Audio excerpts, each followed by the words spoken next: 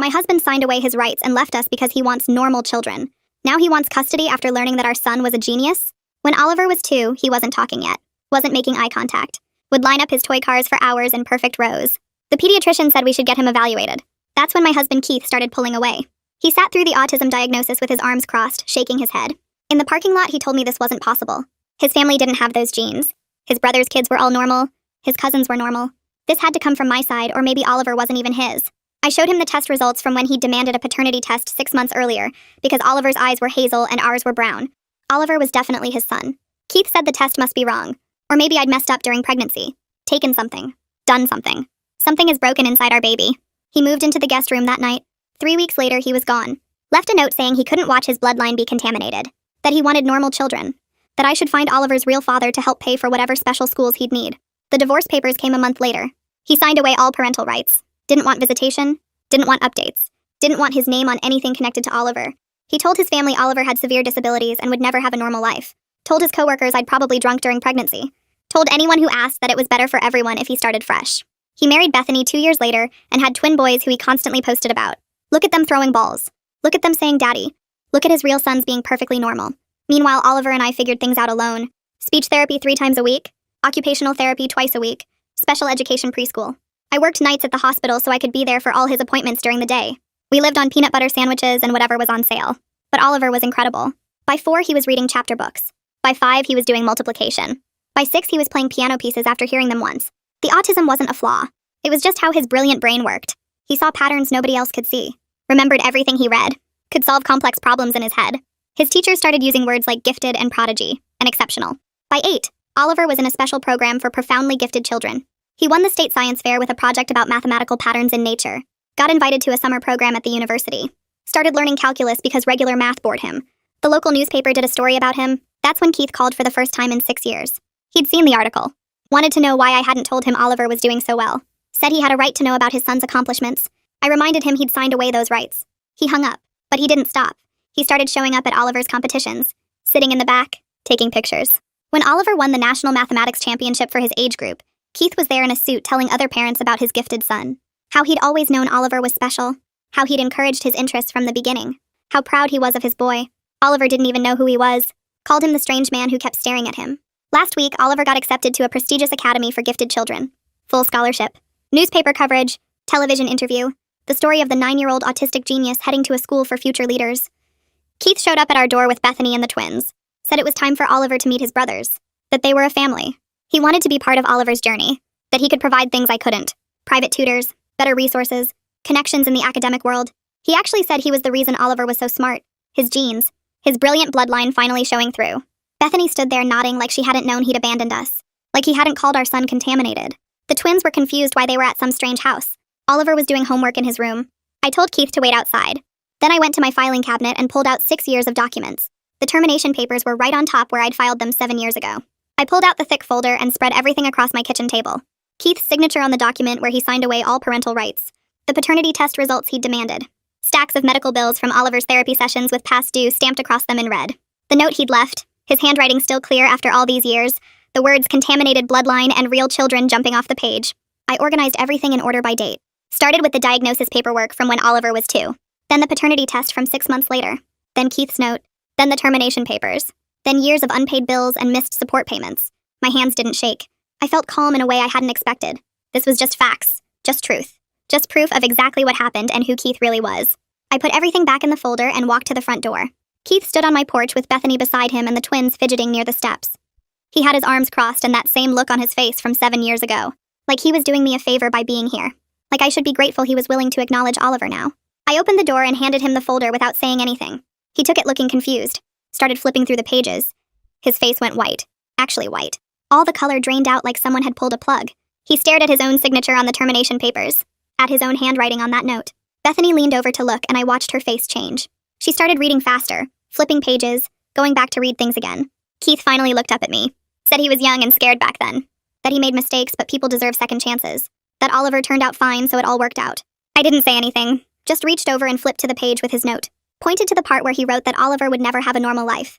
Where he said he wanted to start fresh with real children. Where he told me to find Oliver's real father, even though the paternity test proved Oliver was his. Keith tried to close the folder but Bethany grabbed it from him. She kept reading. Her mouth was open. She looked at Keith like she'd never seen him before. Then she looked at me. Asked if this was all true. If Keith really wrote these things. If he really abandoned a 2-year-old because of autism. I nodded. Told her everything in that folder was real and documented. That Keith didn't just leave. He erased us. Told everyone Oliver was severely disabled and would never be normal. Told people I probably drank during pregnancy. Started a whole new family and pretended his first son didn't exist. Bethany's hands were shaking holding the folder. She looked at Keith. He started talking fast. Said I was making it sound worse than it was. That he was overwhelmed and didn't know how to handle it. That his family had expectations and he panicked. Bethany cut him off. Asked why he never told her any of this. Why he let her think he had no other children. Why he was suddenly showing up now after 9 years. Keith said because Oliver was doing well now. Because he could actually be proud of him now. Because Oliver turned out to be gifted and special, and that was his genetics finally showing through. I felt something cold settle in my chest. Told Keith he gave up the right to call himself Oliver's father 7 years ago. That no amount of success or media attention changed what he did. That he needed to leave my home and stay away from my son. Keith's face changed. Got hard. He said he had legal rights as a biological parent. That courts favor father involvement now. That he could afford lawyers and I couldn't. That he'd fight for visitation and custody if he had to. The twins started crying. They'd been quiet this whole time, but now they were sobbing. They'd never heard their dad yell like this. Never seen him angry. Bethany bent down trying to comfort them, but they were scared and confused. I stayed calm. Told Keith to have his lawyers contact me. Then I stepped back and closed the door while he was still talking. Locked it. Walked to the living room window and watched through the curtain. Bethany was loading the twins into their car. They were still crying. Keith stood on my porch looking at the documents. He tried the doorbell twice, but I didn't answer. Finally, he walked to the car. Bethany was already in the driver's seat. They sat there for a few minutes. I could see them arguing. Then Bethany drove away with Keith still holding the folder. I heard Oliver's door open. He came out of his room with his math book. Asked why there were people yelling. Why someone was ringing the doorbell so many times. I looked at my 9-year-old son who didn't know his biological father existed. Who'd grown up with just me. Who was brilliant and kind and perfect exactly as he was. I sat down on the couch and patted the spot next to me. Told him we needed to talk about something important. Oliver sat down still holding his math book. He looked at me with those hazel eyes that had started this whole thing. I took a breath. Told him the man at the door was the person who helped make him. But that person left when Oliver was very small. Decided he didn't want to be a parent. Oliver processed this the way he processed everything. Asked if that made the man his biological father. I said yes. He asked why the man left. I said because Oliver was different in ways the man didn't understand. Oliver thought about this. Asked if it was because of the autism. My heart broke having to say yes. That was exactly why. Oliver was quiet for a long time. Just sat there thinking. Then he said that sounded like the man's problem, not his. That if someone couldn't handle different kinds of brains, that person probably wasn't very smart. I almost laughed. Almost cried. Did neither. Just pulled Oliver close and held him. He let me for about 10 seconds before he squirmed away and opened his math book. Asked if he could finish his homework now. I said yes. Watched him walk back to his room like nothing had happened. Like the world hadn't just shifted. But I guess for Oliver it hadn't. He'd never known Keith. Never missed him. Never needed him. We'd been fine for 7 years. We'd be fine for 7 more. For 70 more. Whatever came next, we'd handle it the same way we'd handled everything else. Together. That night I can't sleep. I keep hearing his voice saying he could afford lawyers and I couldn't. Kept seeing his face when he threatened to fight for custody. At 2 in the morning, I'm on my laptop searching terminated parental rights. And can they be reinstated? Every website says something different. Some say it's permanent. Others say courts can reverse it if circumstances change. I find cases where fathers came back after years and got visitation. Cases where judges said kids deserve relationships with both parents. My chest gets tight reading these stories. I click through pages and pages of legal documents and forum posts from other parents. By 4 in the morning, I have 20 browser tabs open and no clear answers. Just more fear. Oliver has school in 6 hours. I should sleep, but I can't stop reading. One website mentions support groups for single parents. I bookmark it. Another talks about family law attorneys who do payment plans. I write down 3 names. The sun comes up and I'm still at my laptop with cold coffee and a list of lawyers to call. I hear Oliver's alarm go off. Get up and make him breakfast like everything is normal. He eats his cereal and talks about a math problem he wants to solve. I smile and nod and my mind is somewhere else entirely.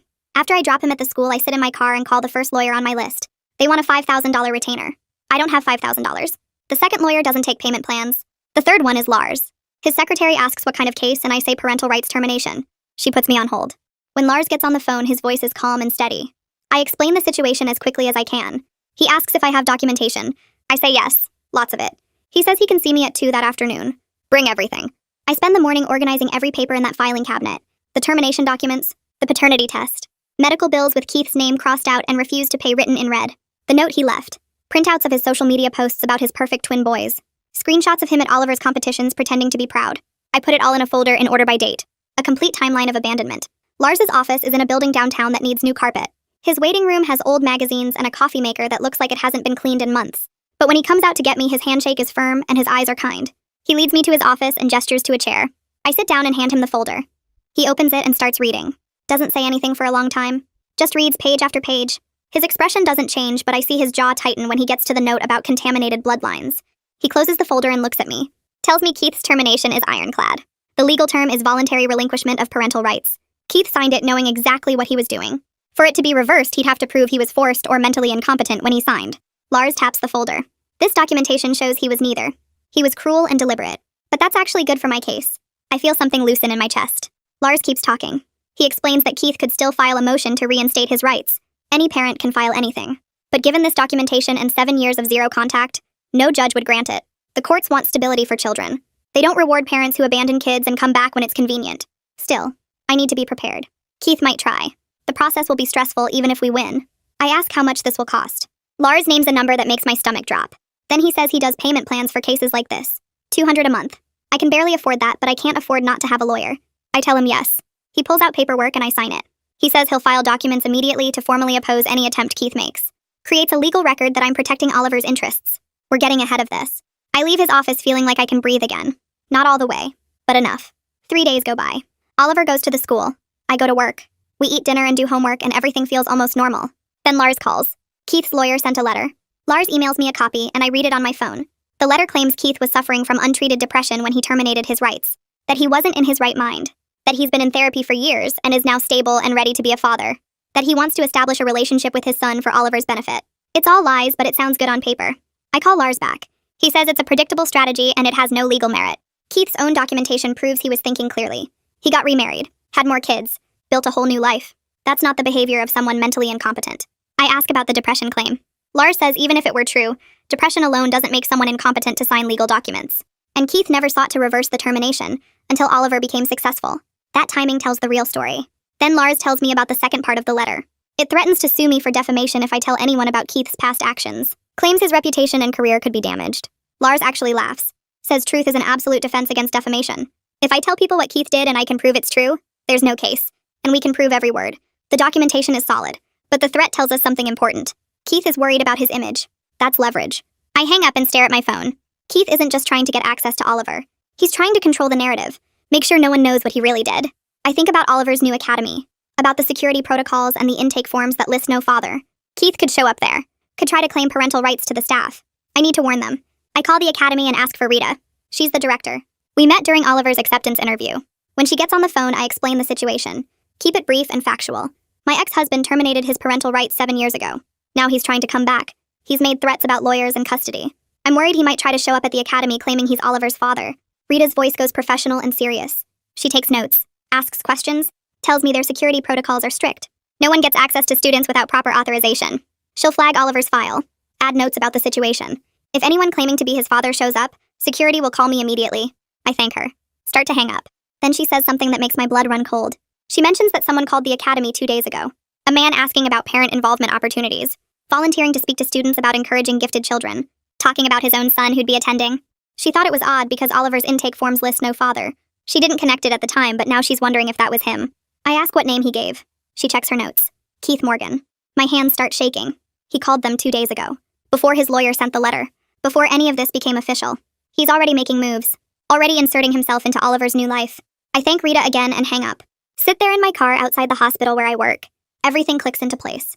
Keith isn't trying to reconnect with Oliver. He's trying to reconnect with Oliver's success. The newspaper article made Oliver visible. The TV interview made him famous. Keith wants to be visible too. Wants to stand next to the genius kid and take credit. Tell everyone about his brilliant genes and his proud fatherhood. He's already rewriting history on social media. Now he wants to rewrite it everywhere else. At the academy, at future competitions, in every article and interview. He wants to be the dad who always believed in his gifted son. And he'll use lawyers and threats and whatever else it takes to force his way into that story. My phone rings before I can start the car. Unknown number. I almost don't answer, but something makes me pick up. A woman's voice asks if this is Oliver's mom. I say yes and ask who's calling. She tells me it's Heidi Morgan, Keith's sister. I haven't heard from her in 5 years. My hand tightens on the steering wheel. She says she saw Keith's social media posts about his gifted son, and she knew immediately he was talking about Oliver. Her voice shakes when she tells me she's disgusted by his lies. She saw the newspaper article, saw the TV interview, watched Keith commenting on everything like he'd been there all along. She wants me to know she remembers what really happened. Remembers Keith saying Oliver was broken. Remembers him walking away and never looking back. I sit there listening and don't know whether to trust her. She's his family. But she keeps talking. Tells me Keith's been posting for weeks now. Telling everyone Oliver lives with his mother but they co-parent. That he's been involved all along. That his genetics are the reason for Oliver's gifts. She sounds angry. Really angry. Says she wants to help me set the record straight. I tell her I don't know if I can trust any member of Keith's family. There's silence on the line. Then she says she understands but she's going to send me screenshots anyway. She hangs up before I can respond. 2 minutes later, my phone starts buzzing with incoming messages. Screenshot after screenshot of Keith's Facebook posts. Instagram stories. Twitter threads. I scroll through them and feel sick. He's posting old baby photos of Oliver that he must have kept all these years. Photos I forgot he even had. There's Oliver at 6 months with his toy cars. Oliver at 18 months reaching for a book. Keith's captions make me want to throw my phone. My brilliant boy showing early signs of his gifts. So proud of how far he's come with my support. Watching my son grow into a genius has been my greatest joy. Every single post is a lie. Every caption rewrites history. Makes Keith the devoted father who recognized Oliver's potential. The supportive parent who encouraged his development. The proud dad who always believed. There are comments from people I don't know. Friends of Keith's I've never met. They're all congratulating him. Telling him what an amazing father he is. How lucky Oliver is to have such a dedicated dad. Some mention seeing the TV interview and how touching it was. How Keith must be so proud. I screenshot everything Heidi sent me. Save them all to a folder on my phone. Then I call Lars even though it's almost 6 in the evening. He answers on the 3rd ring. I tell him about Heidi's call and the social media posts. Send him the screenshots while we're talking. He's quiet for a minute while he looks through them. Then he tells me to document everything Keith posts publicly. Every lie, every photo, every comment. This establishes his motivation for suddenly wanting contact. This isn't about Oliver's well-being. It's about Keith's ego and image. Lars says we can use this in court if Keith tries anything. Shows his pattern of deception. His need for public validation. The fact that he's building a false narrative before making any legal moves. I thank Lars and hang up. Drive home on autopilot. My mind keeps replaying those captions. My support. My encouragement. My son. Like he was there for any of it. Like he didn't abandon us when Oliver needed him most. I pull into my apartment parking lot and see a car I don't recognize. A woman gets out as I park. She's older, maybe 60. Dressed nice, but her eyes are red. She walks toward me and I realize who she is before she says anything. Hannah Morgan. Keith's mother. Oliver's biological grandmother. I haven't seen her since Oliver was a baby. I get out of my car slowly. Keep my keys in my hand. She stops a few feet away. Starts crying before she even speaks.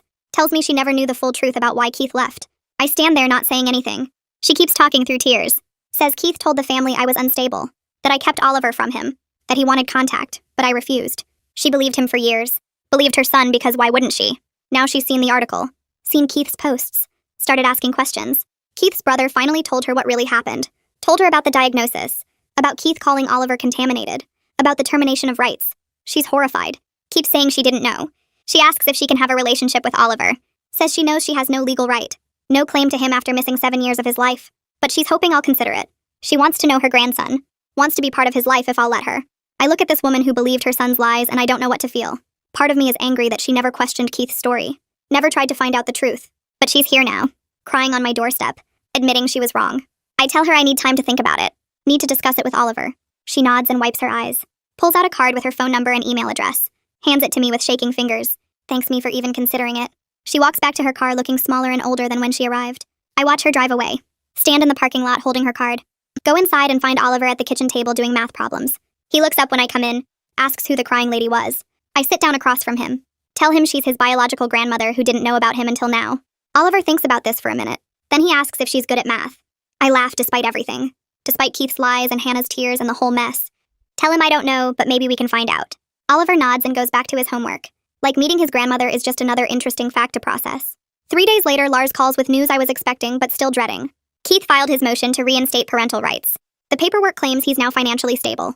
Married with a proper home. Able to provide opportunities I cannot. Private tutors, better resources, academic connections. Everything he said on my doorstep, but now in legal language. Lars tells me he was right that Keith would try this. Now we have to fight it in court.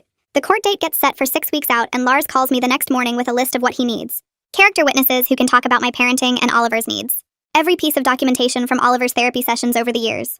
School records showing my involvement in his education. Medical bills I paid alone. Proof of every appointment I drove him to while Keith was posting pictures of his other kids online. I spend the weekend pulling together 7 years of my life in folders and binders. Speech therapy progress notes from when Oliver was 3. Occupational therapy evaluations. IEP meetings where I sat alone while other kids had both parents. Report cards, teacher conferences, piano recital programs, science fair ribbons. Everything that shows I was there for every single moment while Keith pretended Oliver didn't exist. Lars reviews it all in his office on Monday and tells me this is exactly what he needs. The evidence speaks for itself.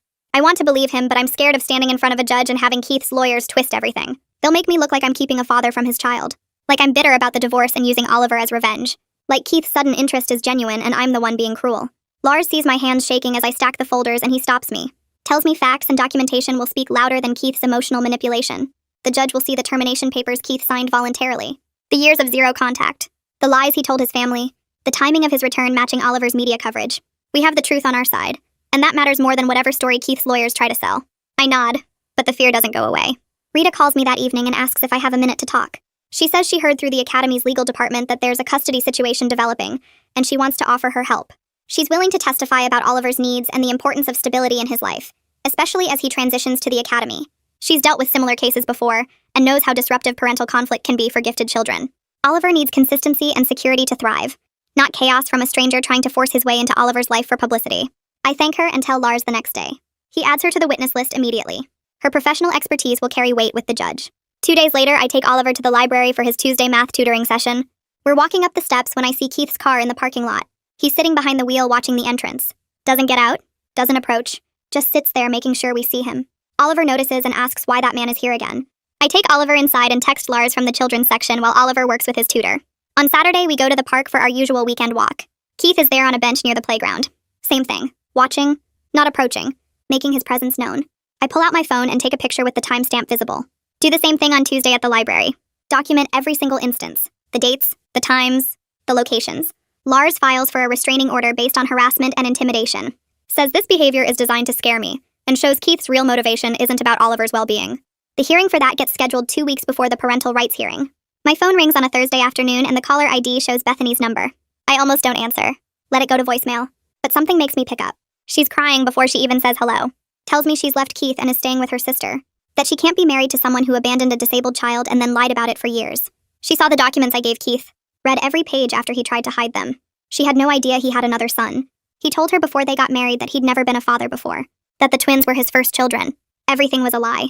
She kept asking him questions and he kept changing his story until finally he admitted the truth. Admitted he signed away his rights because he didn't want an autistic kid.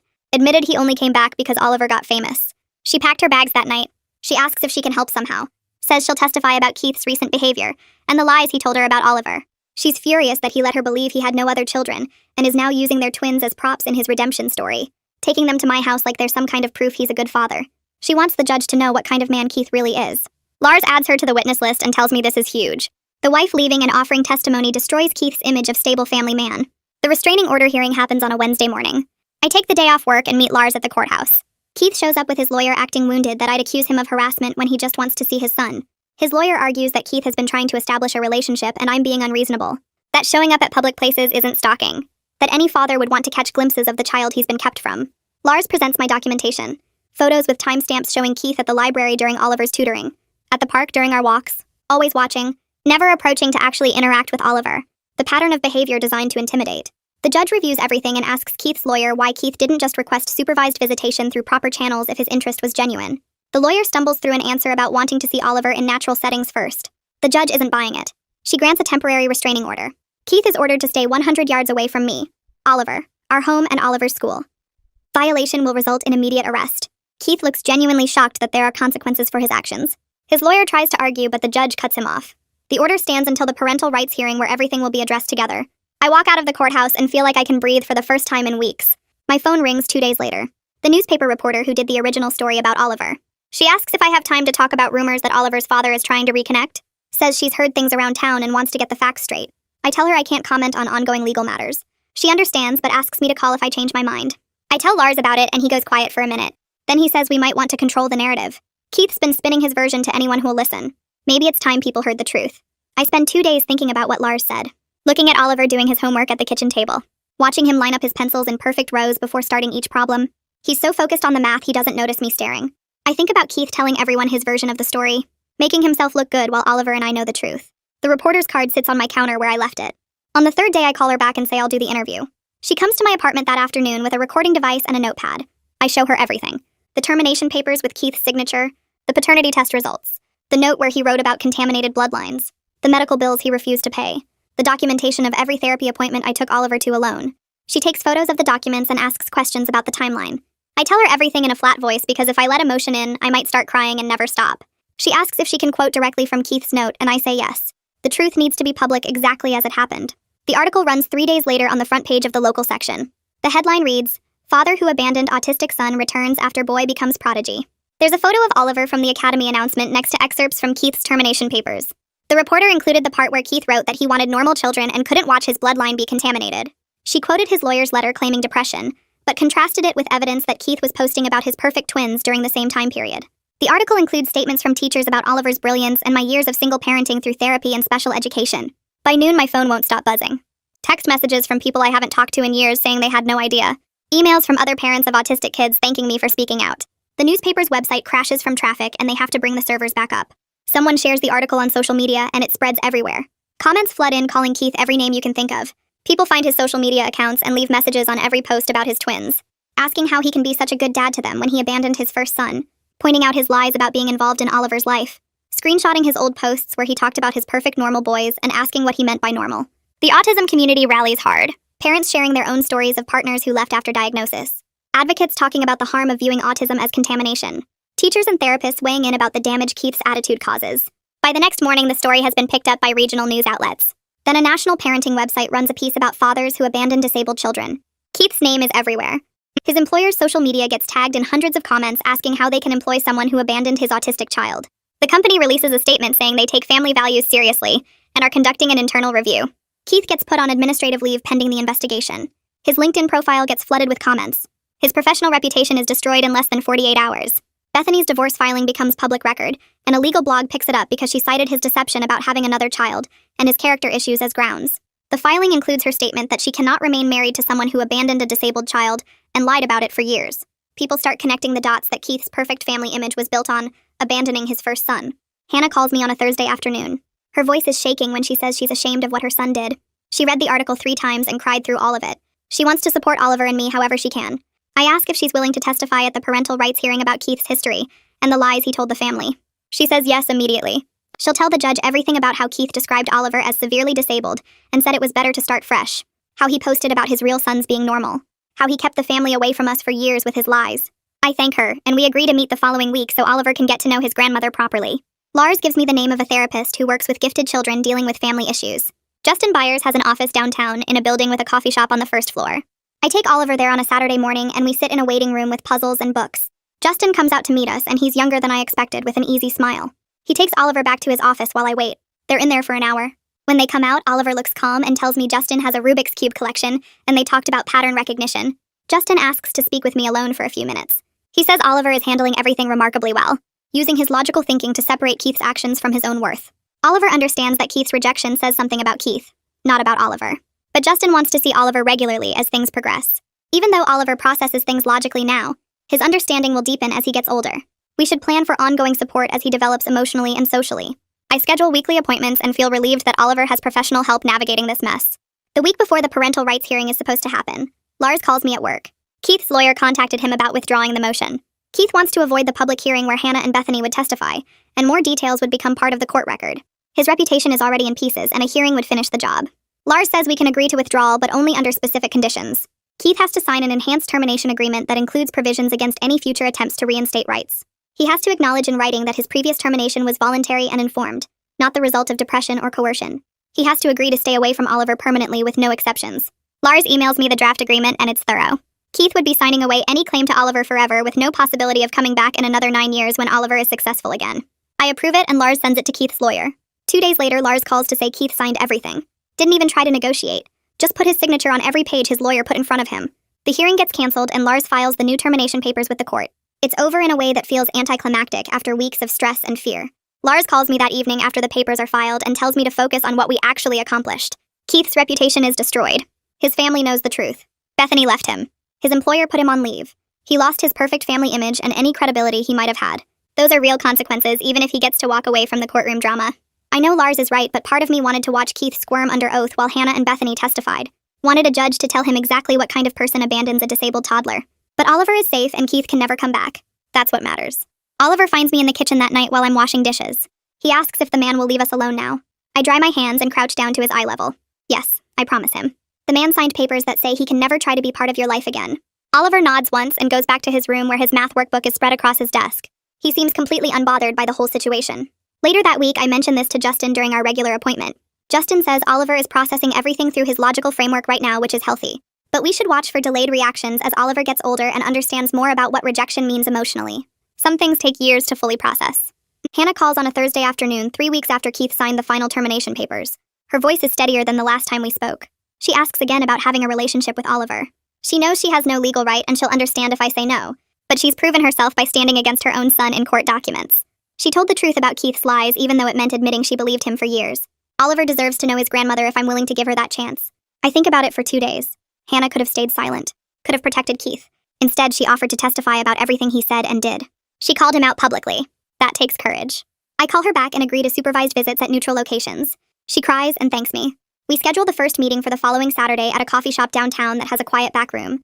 I drive Oliver there on Saturday morning and Hannah is already waiting at a corner table. She brought a photo album that's older than I am, sits down next to Oliver and opens it carefully. Shows him pictures of Keith as a baby, Keith's father and grandfather, Keith's cousins and aunts and uncles. Oliver leans in close, studying each photo with the same intensity he uses for math problems. Hannah points out eye colors and facial features. Oliver inherited his hazel eyes from his great-grandfather, his nose shape from his grandmother's side, the way his hair grows in a cowlick from Keith's father. Oliver is fascinated by the patterns of genetic traits across generations. Asks Hannah questions about dominant and recessive genes. She doesn't know all the scientific answers, but she knows the family stories. Who looked like who? Which traits skipped generations? Oliver touches the old photos gently and asks if he can see them again sometime. Hannah's eyes fill with tears, but she keeps smiling. She becomes a regular presence in our lives after that. Visits twice a month on Saturday afternoons. Calls every Wednesday evening to hear about Oliver's week and his progress at the school. She's careful about boundaries. Never pushes for more time. Never makes excuses for Keith, or tries to explain away what he did. Just focuses on building a relationship with Oliver based on who they are now. Oliver likes her. Tells me she's good at remembering details about his projects and asking smart questions. Rita calls me at work on a Tuesday in late October. The Academy board met yesterday and discussed how I handled the situation with Keith. They were impressed by my advocacy for Oliver, and my ability to navigate complex family dynamics while prioritizing his needs. The board wants to offer me a position in their parent liaison office. The job involves helping other families transition to the Academy, connecting them with resources, and supporting parents through challenges. The pay is better than the hospital. The hours are during the day. I'd be home every evening with Oliver. I tell Rita I need to think about it, but I already know my answer. I call her back the next morning and accept. Give my 2 weeks notice at the hospital that afternoon. My supervisor understands. Says I've been working nights for 7 years and it's time for something better. The last night shift I work feels different, knowing I'll never have to do this again. Never have to leave Oliver sleeping while I drive to the hospital in the dark. Never have to survive on 3 hours of sleep between his morning routine and my evening shift. I can finally stop running on empty. Bethany's divorce from Keith is finalized in November. She gets primary custody of the twins with strict provisions about Keith not disparaging Oliver or his mother in front of the boys. A few days later, an envelope arrives at my apartment. Inside is a note from Bethany on cream-colored paper. She apologizes for her part in the situation, for standing in my doorway acting like she didn't know what Keith had done, for not questioning his story earlier. She hopes Oliver is doing well and says the twins will know the truth about their half-brother when they're old enough to understand. 6 months after Keith's failed attempt to reinstate his rights, Oliver wins another national mathematics competition. This one is for students under 12 and he's the youngest competitor by 2 years. The local newspaper covers it. The education reporter interviews Oliver about his problem-solving strategies, takes photos of him with his trophy. The article runs on the front page of the Metro section. No one asks about his father. No one mentions the controversy from months ago. Keith stays completely silent on social media, doesn't post the article or take credit or show up claiming pride. He's finally gone from our lives the way he should have been all along. I buy 3 copies of the newspaper, frame one of them and hang it on the living room wall next to Oliver's acceptance letter to the Academy. Stand back and look at what we've built together over 9 years. The walls of our small apartment are covered with evidence of Oliver's achievements and the life we created just the two of us. Academy,